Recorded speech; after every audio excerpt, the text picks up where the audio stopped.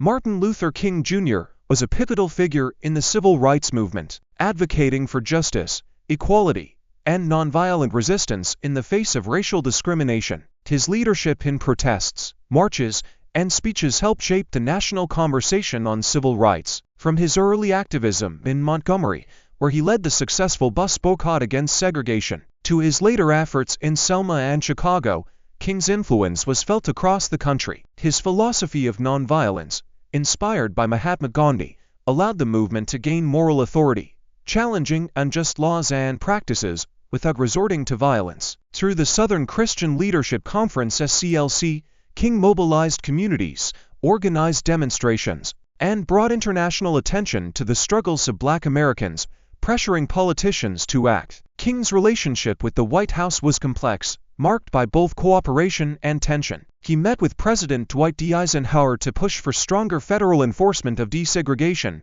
but found the administration reluctant to intervene aggressively. Under President John F. Kennedy, King saw greater support, particularly as Kennedy began advocating for civil rights legislation. However, the FBI, under J. Edgar Hoover, viewed King as a potential threat and watched his activities, a sign of the resistance he faced from certain government institutions. Despite these challenges, King's leadership helped shape Kennedy's Civil Rights Act proposal before his assassination in 1963. Under President Lyndon B. Johnson, King played a crucial role in the passage of the Civil Rights Act of 1964 and the Voting Rights Act of 1965, two marked pieces of legislation that dismantled legal segregation and protected voting rights. Johnson and King had a strategic alliance, but their relationship became strained as King shifted his focus toward economic justice and opposition to the Vietnam War. He believed civil rights extended beyond desegregation, arguing for fair wages,